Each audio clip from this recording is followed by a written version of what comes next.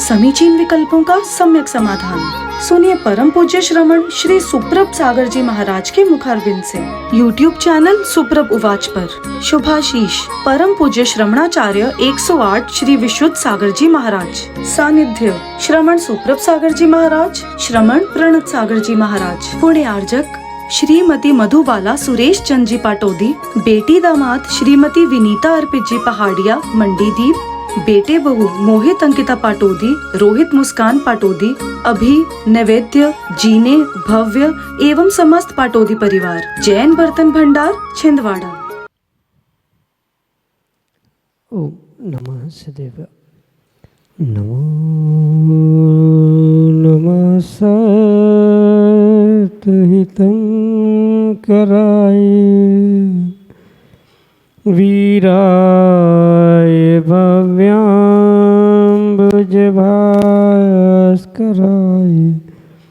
अनन्तलोकाय सुरार्चिताय देवादिदेवाय नमो जिनाय देवादिदेवाय नमो जिनाय। पंच परमेष्टि भगवान की परम पूज्य आचार्य भगवंत गुरुवर विशुद्ध सागर जी मुनि महाराज की, परम पूज्य मुनि श्री सुप्रभ सागर जी महाराज की, 3 करोड़ महामुनिराजों की समीचीन विकल्पों का सम्यक समाधान।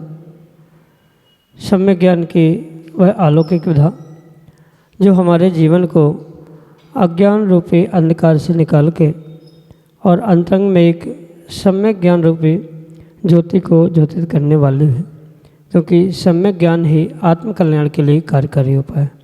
और ऐसे आत्मकल्याण की अनूठी विधा हम सभी परम पूज्य आचार्य भगवंत गुरुवर विशुद्ध सागर जी महाराज के मंगल सभा शिष्य परम पूज्य मुनि श्री सुप्रभ सागर जी महाराज द्वारा प्रतिदिन प्राप्त करते हैं। तो आप भी जुड़ने का प्रयास करें और अपना समीचीन विकल्प परम पूज्य मुनि श्री तक भेजते हुए उसका सम्यक रूप से समाधान प्राप्त करने का पुरुषार्थ करें। प्रारंभ करते हैं आज का सम्यक समाधान। और आज के पहले विकल्प के लिए ऋषिनगर उज्जैन मध्य प्रदेश से श्रीमती मीनाक्षी प्रदीप जैन महाराज के चरणों में बारंबार नमोस्तु निवेदित करते हुए अपना समीचीन प्रश्न कर रहे हैं कि महाराज जी आजकल एकल परिवार ज़्यादा हो गए हैं, संयुक्त परिवार नहीं रहे, तो माँ बाप को कहीं बाहर हो जाना होता है तो बच्चों को अकेले छोड़कर जाना पड़ता है। वह टीवी में क्या देखते हैं, क्या करते होंगे, क्या बनेंगे, इससे बचने के लिए हमें क्या करना चाहिए? हमारे समीचीन विकल्प का सम्यक समाधान करते हुए मार्गदर्शन करने की कृपा करें। नमोस्तु महाराज जी, नमोस्तु। ओम नमः सिद्धम। परम पूज्य आचार्य भगवान गुरुवर विशुद्ध सागर जी महाराज की, परम पूज्य मुनि श्री सुप्रभ सागर जी महाराज जी की। परिवार संयुक्त हो अथवा एकल हो, अगर सही मायने में बच्चों को संस्कारित किया है तो किसी भी प्रकार से वह अन्यथा प्रवृत्ति नहीं करेंगे, ये विश्वासपूर्वक तय किया जा सकता है। कहने का तात्पर्य ये है कि साधनों से तो आप अनेक प्रकार से बच सकते हैं, मतलब उन टेक्नोलॉजी को जो टीवी मोबाइल जैसे है उनके अपने अपने लॉक सिस्टम वैसे ही है, जिन कारण से कुछ विशेष चैनल आदि को आप लॉक भी कर सकते हैं, या वो कुछ नहीं देख पाए या क्या देख चुके हैं आदि भी ट्रेस आउट करना बहुत बड़ी बात नहीं है वर्तमान परिप्रेक्ष्य में। पर इन टेक्नोलॉजी को या इन साधनों को लॉक करने की जगह आप संस्कारों के माध्यम से अपनी संतान, नाते पोते आदियों को ही अगर लॉक कर दे कि वे गलत कार्यों से जुड़े ना, वे गलत कार्य करें ही ना, तो ये ज़्यादा अच्छा कार्य हो सकता है। यूँ देखा जाए तो टेक्नोलॉजी के जितने नुकसान उतने फ़ायदे भी है, वैसा प्रयोग करना आना चाहिए जैसे मैंने कहा टीवी के चैनल्स लॉक होते हैं, मोबाइल के भी ऐसे बहुत सारी व्यवस्थाएं हैं जो वो खोल नहीं सकते, या टीवी में भी ये व्यवस्थाएं हो सकती है। तो इनसे उनको बचाया जा सकता है अकेले में छोड़कर जाते समय। बहुत अच्छी बात है कोई ऐसी व्यवस्था बनाई जाए जो अकेले रहे ही ना, आसपास के लोगों को बुलाए, कोई रिश्तेदार को बुलाए, या बहुत अच्छी बात है साथ ही लेकर चले जाए। तो बहुत सारी ये व्यवस्थाएं बन सकती है। व्यवस्थाएं अलग विषय है, पर मैं तो कहता हूँ इन सब व्यवस्थाओं में सबसे पहले आवश्यकता ये है कि आप उन्हें बहुत अच्छे से संस्कारित करें, जिससे उनके गलत मार्ग पे जाने का डर भय परिवार को रहे ही ना। आप ऐसे संस्कार देकर उनको ऐसा भर दे, ऐसा लॉक कर दे कि वे सामने निमित्त मिलने पर भी उसको प्राप्त ना करे, तो ही ये श्रेष्ठ कार्य हो सकता है। यही आपके लिए सम्यक समाधि। राकेश जैन, गोयल नगर, इंदौर, मध्य प्रदेश से अगले समीचीन विकल्प के लिए। गुरुवार के चरणों में त्रिवार नमोस्तु निवेदित करते हुए पूछता हूँ महाराज जी, क्या जो जीवन भर जो गृहस्थ रहते हैं और आखिरी समय में संलेखना समाधि ग्रहण करते हैं, वो मरण भी पंडित मरण कहलाएगा क्या? संलेखना समाधि एक श्रावक भी कर सकता है और साधु भी कर सकता है। जो निर्ग्रंथ मुनिराज 6वें 7वें गुणस्थान वर्ती भावलिंग को धारण करते, उनके समाधि संलेखना मरण आदि को आचार्य भगवंतों ने पंडित मरण कहा। पर वही अगर कोई श्रावक समाधि संलेखना ग्रहण करता है और जिस विधि से लिखी है उस विधि से समाधि मरण को भी प्राप्त करता है, तो भी उसका वह पंडित मरण नहीं हो सकता, क्योंकि निर्ग्रंथ बने बिना कभी भी वह मरण पंडित मरण नहीं कहलाता। हाँ, अगर वह सम्यक दृष्टि बनता है या सम्यक दृष्टि होकर समाधि संलेखना कर रहा है, तो चूँकि उसने सम्यक दर्शन के साथ संलेखना ग्रहण की और समाधि मरण प्राप्त किया, इस कारण से वह बाल पंडित मरण तो हो सकता है, पर वह पंडित मरण मात्र निर्ग्रंथ भावलिंगी अवस्था में ही समाधि संलेखना समाधि मरण के रूप में प्राप्त होता है। और माना कि वह श्रावक सम्यक दृष्टि नहीं है, पर फिर भी उसने संलेखना ली, क्योंकि कई बार ऐसा होता है दिखावे के लिए या अन्य भी बहुत सारे निमित्तों से वह संलेखना लेता है या समाधि मरण करने का प्रयास भी करता है, पर श्रद्धान नहीं है, सम्यक दर्शन नहीं है, तो उनका वह मरण बाल मरण कहा जाता है, क्योंकि मिथ्यात्व के साथ है। मिथ्यात्व के साथ जो श्रावक मृत्यु को प्राप्त करता है वह बाल मरण कहा जाता है। सम्यक दृष्टि श्रावक का संलेखना सहित मरण बाल पंडित मरण होता है, और निर्ग्रंथ मुनिराज निर्ग्रंथ दीक्षा भावलिंग के साथ जो संलेखना समाधि का ग्रहण करना प्राप्त करना है वही मात्र पंडित मरण है। यही आपके लिए सम्यक समाधि। आकाश जैन, अशोकनगर, मध्य प्रदेश से अगले समीचीन विकल्प के लिए। गुरुदेव के चरणों में बारंबार नमोस्तु नमोस्तु नमोस्तु। हे भगवान, जो कुंडली में ग्रह नक्षत्र होते हैं, इनका जैनागम में किस दृष्टि से देखा जाता है और क्या उल्लेख होता है? कुंडली, ग्रह, नक्षत्र आदि ये जो कुछ भी व्यवस्था है, ये ज्योतिष विद्या के अनुसार हमारे जिनागम में भी बहुत अच्छे से वर्णित है। और सबसे पहले तो ये अच्छी बात समझनी होगी कि आज जितना भी ज्योतिष लगभग हमें प्राप्त होता है, अधिकांश उसका प्रारंभ हमारे जैन ज्योतिष विद्या, जैन ज्योतिष ग्रंथों से ही प्रारंभ होता है। सबका अलग अलग चिंतन धाराएं वर्तमान में देश विदेश के प्रकार में मिलती है, पर उसका ओरिजिन अगर खोजा जाए तो कहीं ना कहीं जिनागम से ही उसका ओरिजिन प्रारंभ होता है। इसलिए ये एक निमित्त शास्त्र के रूप में हमारे आगम ग्रंथों में कहा है। 10वें पूर्व का ये एक भाग है, जो 14 पूर्व कहे जाते हैं द्वादशांग जिनवाणी के, उनमें से 10वें पूर्व का ये एक भाग ज्योतिष विद्या के रूप में कहा जाता है, बताया जाता है। और बहुत अच्छे तरीके से इसका व्याख्यान आगम में लिखा है, पर ये विशेष ध्यान रखें कि ये मात्र निमित्त शास्त्र है, 100% वैसा ही हो ये वर्तमान में कहना संभव नहीं है। ये निमित्तों का एक निमित्त का किसी दूसरे पर प्रभाव पड़ना, जैसे चंद्रमा के कलाओं का कम ज़्यादा होने से सूर्य के पानी में जो ज्वार भाटा आदि उठने के रूप परिणाम देखने की मिलता है, पानी कम होता है बढ़ता है, ऐसे ही उन ग्रहों का, नक्षत्रों का और ज्योतिष आदि बहुत सारे निमित्तों का व्यक्ति के जीवन में प्रभाव तो पड़ता है, पर ये प्रभाव कुछ प्रभाव होता है, सर्वथा उससे ही व्यक्ति का जीवन उत्कृष्ट हो रहा है या घाटे में जा रहा है, ऐसा बिल्कुल भी नहीं है। ये मात्र निमित्त है, व्यक्ति का अपना स्वयं का पुण्य, स्वयं का उपादान ही इन सब के लिए कार्यकारी होता है। जिसका पुण्य क्षीण होता है उनके लिए ये बहुत अधिक प्रभाव करते हैं।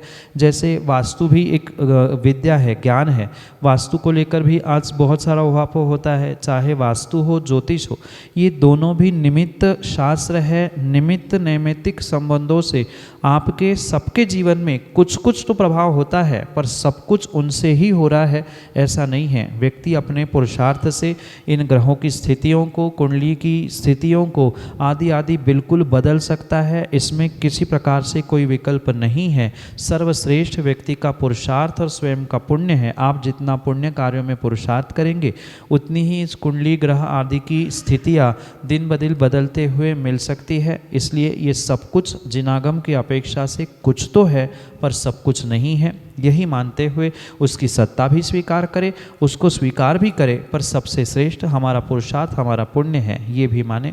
यही आपके लिए सम्यक समझ। अशोकनगर मध्य प्रदेश से विपुल जैन अगले समीचीन विकल्प। मम प्रिय गुरु मुनि श्री सुप्रभ सागर जी महामुनिराज के चरणानविंद में त्रिवार नमोस्तु नमोस्तु नमोस्तु। मुनि श्री प्रणत सागर जी मुनिराज के चरणानविंद में त्रिवार नमोस्तु नमोस्तु नमोस्तु। हे गुरुदेव, मेरी एक छोटी सी जिज्ञासा है कि गुरुओं के चरणों में रहकर हम श्रावक कैसे अपना कल्याण कर सकते हैं, इस जिज्ञासा का समाधान करें। नमोस्तु गुरुदेव, नमोस्तु। वास्तव में इस खोटे पंचम काल में निस्वार्थ भावना से निष्पक्ष होते हुए जो गुरु चरणों में, गुरु सेवा में तत्पर है, वास्तव में वही उसके लिए बहुत बड़ा साधन आत्म कल्याण का है। क्योंकि वर्तमान में मात्र कोरे ज्ञान वाले ज्ञानी, तथाकथित ज्ञानी बहुत सारे देखने के लिए मिलते हैं, पर वह उनका ज्ञान, कोरा चारित्र जो श्रद्धा और सेवा के अभाव में टिका हुआ है, वह कभी भी उनके आत्म कल्याण के लिए कार्यकारी नहीं हो सकता। और एक श्रावक जो कोई भी पक्षपात नहीं करता, संतवाद, पंथवाद आदि से उठते हुए मात्र और मात्र गुरु पिछी कमंडल देखते हुए उन गुरुजनों की, पिछी कमंडलधारियों की सेवा करने में, वैयावृत्ति करने में तत्पर रहता है, वह नियम से इस खोटे पंचम काल में भी बहुत बड़े आत्म कल्याण की उस भूमिका को प्राप्त करता है। ये सत्य है कि आत्मकल्याण साक्षात रत्नत्रय धारण करने से ही हो सकता है, पर माना कि वर्तमान समय में तात्कालिक अवस्था में रत्नत्रय धारण कोई नहीं कर पा रहा है, या कोई बुजुर्ग है, या घर की और कोई जिम्मेदारी है, या अन्य भी कोई कारण क्यों ना हो, पर ऐसी भी विषम परिस्थितियों में भी अगर आपने सच्चे मन से, सच्चे श्रद्धा और सच्चे समर्पण से गुरुजनों की निष्पक्ष सेवा की है, तो ये बहुत बड़ा कार्य आपने इस खोटे पंचम काल में किया है। और मैं तो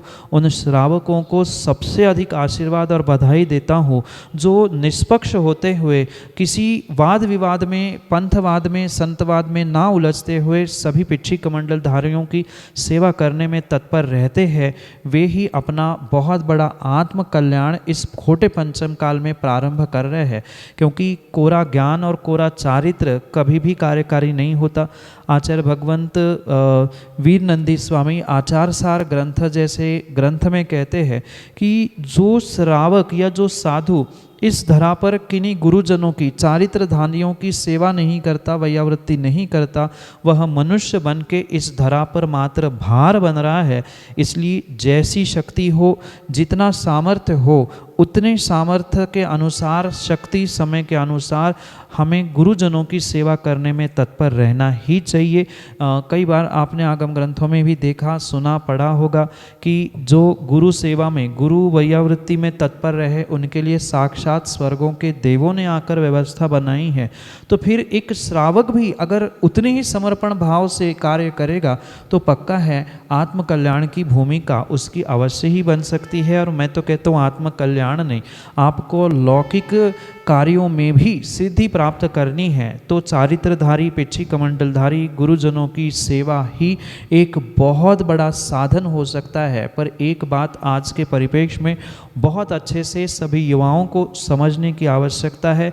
किसी भी प्रकार के संत पंथवाद में ना उलझते हुए मात्र दिगंबर भेष, पिछी कमंडल या आरी का भेष आदि देखते हुए ही उनकी सेवा करने में तत्पर रहने वाले के साथ ही ये होगा। किसी भी प्रकार से मैं बड़ा छोटा, अमुक तमुक आदि करते हुए राग द्वेष करने का पुरुषार्थ किया जा रहा है। सेवा भी उन्हीं स्थानों पर कई बार देखने में मिलती है जहाँ बदले में कुछ मेवा मिलने की संभावना है। तो ऐसी सेवा ऐसे मेवे के बदले में या किसी वाद विवाद में उलझकर करने की जाने वाली सेवा कभी भी फलीभूत नहीं हो सकती। दो शब्द बहुत गौर से ध्यान रखें, निष्पक्ष होते हुए और निष्कामना से, निकांक्षित भाव से जो गुरु की सेवा करता है, नियम से उसे बहुत सारा कार्य मिलता है। जैसे मूलाचार जैसे ग्रंथों में आचार्य भगवंतों ने कहा है कि अगर कर्मों की, पुराने कर्मों की निर्जा करनी है तो अरिहंतों की भक्ति करे, और अगर आचार उपाध्याय साधु जैसे गुरुजनों की आप भक्ति करोगे तो विद्या मंतादि से जनती, जो लौकिक विद्या है, पारलौकिक विद्या है, उन सभी विद्याओं की सिद्धि मात्र और मात्र आचार्य गुरुजनों की सेवा से ही संभव है। इसलिए सेवा वैयावृत्ति जैसा पंचम काल में कोई तप नहीं है जो स्वयं का और दूसरे का भी, स्वार्थ और परार्थ दोनों का भी कल्याण करने के लिए साधन हो सकता है। बहुत अच्छी बात, स्वयं रत्नत्रय धारण करें, नहीं कर पा रहे हैं तो कम से कम रत्नत्रय धारियों की संत पंथवाद छोड़ते हुए सेवा करें। यही पंचम काल में आत्म कल्याण की महती भूमिका बनाने वाला साधन है। यही आपके लिए सम्यक समझ। गीतानगर इंदौर मध्य प्रदेश से निधि जैन अगले समीचीन को। द्वय मुनि राजों के चरणों में बारंबार नमोस्तु। महाराज जी, हम 2 वर्ष की उम्र से बोलना प्रारंभ कर देते हैं, पर कब बोलना, कैसे बोलना और कितना बोलना, यह ज्ञान बहुत कम लोगों को हो पाता है। तो हमारी बोली और हमारी भाषा कैसी होनी चाहिए? नमोस्तु भगवान। ऐसी वाणी बोलिए मन का आपा खोए, औरन को शीतल करे आप ही शीतल होए। ये जो नीतिकारों ने कहा है, वास्तव में हर इंसान की बोली और भाषा, वाणी बिल्कुल ऐसी ही होनी चाहिए जो स्वयं को भी शीतलता दे और दूसरों को भी शीतलता दे। ऐसी भाषा ही, ऐसी बोली, ऐसी वाणी ही सर्वश्रेष्ठ हो सकती है। और विशेष करके तो जो श्रावक है, जो अपने आप को सम्यक दृष्टि साधक आदि कैटेगरी में पहुंचते हुए देखना चाहता है, उनके लिए तो हर बोली, जैसे कहा जाता है तोल मोल के बोल, कब कितना कैसे बोलना, ये बहुत विवेक पूर्वक उसे निर्णय करना चाहिए। बहुत अच्छा बोलने वाला, बहुत अच्छी भाषा का प्रयोग करने वाला इंसान अच्छा हो जरूरी नहीं है। कहाँ कितना बोलना और कहाँ कब मौन रहना, ये जिसके पास विवेक है वो ही वास्तव में सही इंसान और सही धर्मात्मा हुआ करता है। इसलिए मेरे हिसाब से तो बोली उतनी ही होनी चाहिए, भाषा ऐसी ही होनी चाहिए जिससे किसी भी प्रकार से कोई विषमवाद की स्थिति समाज में, देश में, घर में, परिवार में बने ही ना। साधुओं के लिए तो जैसे आचार्य भगवंतों ने कहा है, कवियों ने कहा है, जिनके मुख चंद्रते अमृत झरे, बोलते समय सामने वाले को लगना चाहिए कि हाँ मैं कुछ और सुनूं। आजकल इतनी कर्कश भाषा और अभद्र भाषा का प्रयोग टीवी, मोबाइल और खुलेआम मंचों में होता है कि वह धर्मात्मा को सुनने के लिए भी शर्म लग जाए, कहने के लिए उससे धर्मात्मा शर्म लग रहा है। ऐसी बोली और ऐसी भाषा का प्रयोग, वाणी का प्रयोग वर्तमान में किया जाता है। सीधी सी इतनी बात है, आपकी बोली, आपकी भाषा ऐसी हो जो वीणा का काम करे, बाण का नहीं। अगर वही भाषा, वही बोली बाण का काम कर रही है तो घर, समाज और सबके टुकड़े हो जाते हैं। और वही वीणा का काम करेगी तो वह वीणा और वह बांसुरी जैसी धुन बजाते हुए सर्प भी अपने टोकनी में रखने की शक्ति वह वाणी और वीणा रखती है। ऐसी ही भाषा होनी चाहिए। कई बार आपने ये भी कहावत सुनी होगी कि ऐसे बोलना चाहिए कि कोई ना कहे चुप, उतना ही कहे। आपने कुछ बोला और सामने वाला कहे कि अब बस करो। ऐसा अगर कोई कह रहा है, डायरेक्ट कहे या इनडायरेक्टली भी कहे, वह आपकी भाषा, आपकी बोली सही नहीं हो सकती, क्योंकि ये भाषा और बोली ही व्यक्ति की पहचान हुआ करती है। जैसे सरोवर की पहचान पानी से होती है, राजा की पहचान रानी से होती है, सभा की पहचान ज्ञानी से होती है, ऐसे ही व्यक्ति की पहचान उसके वाणी से होती है। यही आपके लिए सम्यक समाधान। उज्जैन मध्य प्रदेश से विक्की जैन अगले समीचीन विकल्प। द्वय गुरुजी के चरणों में बारंबार नमोस्तु नमोस्तु नमोस्तु। गुरुदेव, मेरा प्रश्न ये है कि किसी गुरु मतलब मुद्रा जय आगम के अनुरूप कोई गुरु उस बहस में मतलब अगर बोलने में करने में कुछ भी गलत बोल रहा है, वो कर रहा है, उसके बाद उनको नमोस्तु करना चाहिए या नहीं करना चाहिए? नमोस्तु महाराज। कोई अगर समाज के सामने धर्मात्मा का भेष धारण करता है और धर्मात्मा का भेष धारण करने के बावजूद भी अनर्गल प्रवृत्ति करता है, आगम के विपरीत कार्य करता है, किसी साधु, धर्मात्मा आदि की निंदा भी करता है, पर ये ध्यान सभी धर्मात्माओं को रखना होगा कि किसी एक धर्मात्मा ने गलती की तो उसके गलती का जवाब हम गलती से ना देके, हम धर्मात्मा हैं, सम्यक दृष्टि है, हम स्थितिकरण, उपगोहन, वात्सल्य का परिचय देते हुए ही उसके साथ बर्ताव करें। क्योंकि हमारे पूर्वाचार्यों ने और हमारे गुरु ने हमें कभी ये नहीं सिखाया है कि हम टिट फॉर टैट, जैसे का तैसा ही उसे उत्तर दे। अगर सामने वाले ने विपरीत काम किया है, धर्म की विडंबना, धर्म की निंदा करने का वो प्रयास भी कर रहा है, तो उसने तो अपने हाथों से धर्म की, अपने गुरु की, अपने गुरु परंपरा की धज्जियाँ उड़ा ही दी है। तो हम भी उसके जैसा करते हुए अपने गुरु की धज्जियाँ क्यों उड़ाए? ये विवेक पूर्वक प्रत्येक सम्यक दृष्टि धर्मात्मा का पुरुषार्थ होना चाहिए कि सामने वाला गलती करता है तो हम भी उसके जैसी गलती ना करें। क्योंकि सीधी सी बात है, किसी अंधे को देखकर आप अपनी आंखें फोड़ नहीं लेते, उसकी आंखें ठीक करने का प्रयास करते हो या ज़्यादा से ज़्यादा माध्यस्थ होकर दूर होकर चले जाते हो। इसलिए जो शिक्षा बेटा हमारे गुरु ने हमें दी है, वही शिक्षा मैं आपको भी और सबको देना चाहता हूँ कि सामने वाला कैसा भी हो, वह कितना भी विपरीत चर्चा, विपरीत कार्य क्यों ना करे, कितना ही वैमनस्य धारण क्यों ना करे, पर लोक लाज के खातिर, क्योंकि वह अपने भेष धर्मात्मा का बना रहा है, उस श्रेणी के भांति आपको भी सबके सामने व दुनिया के सामने उसको प्रणाम करना, नमोस्तु करना आवश्यक है। आप में दम है तो अकेले में जाकर उनके उससे वक्तव्य का प्रश्न पूछे कि आपने ऐसा क्यों कहा। यही वास्तव में सम्यक दृष्टि धर्मात्मा का लक्षण है। जो श्रेणी की कथा आपने पढ़ी होगी, सुनी होगी, साक्षात मुनिराज बनकर स्वर्गों के देव परीक्षा करने के लिए आए थे और तालाब में मछली पकड़ने वाले मुनिराज को भी उन्होंने नमोस्तु किया था। तो ऐसे तथाकथित धर्मात्मा का भेष प्राप्त करने वाले सज्जनों के पास पहुंचकर आप अपने वात्सल्य, अपने उपगोहन स्थितिकरण का परिचय देते हुए अपने गुरु परंपरा को वृद्धिंगत करने का प्रयास करें। जैसे उन्होंने अपने गुरु परंपरा की धज्जियाँ उड़ाई है, ऐसा पुरुषार्थ आपको करना, किसी दूसरे सम्यक दृष्टि धर्मात्मा को करना शोभा नहीं देता। यही आपके लिए सम्यक समाधान। समीचीन विकल्पों का सम्यक समाधान सुनिए परम पूज्य श्रमण श्री सुप्रभ सागर जी महाराज के मुखारबिंद से। YouTube चैनल सुप्रभ उवाच पर शुभाशीष परम पूज्य श्रमणाचार्य 108 श्री विशुद्ध सागर जी महाराज। सानिध्य श्रमण सुप्रभ सागर जी महाराज, श्रमण प्रणत सागर जी महाराज। पुण्य आर्जक श्रीमती मधुबाला सुरेश चंद जी पाटोदी, बेटी दामाद श्रीमती विनीता अर्पित जी पहाड़िया मंडीदीप, बेटे बहू मोहित अंकिता पाटोदी, रोहित मुस्कान पाटोदी, अभी नैवेद्य, जीने, भव्य एवं समस्त पाटोदी परिवार। जैन बर्तन भंडार छिंदवाड़ा।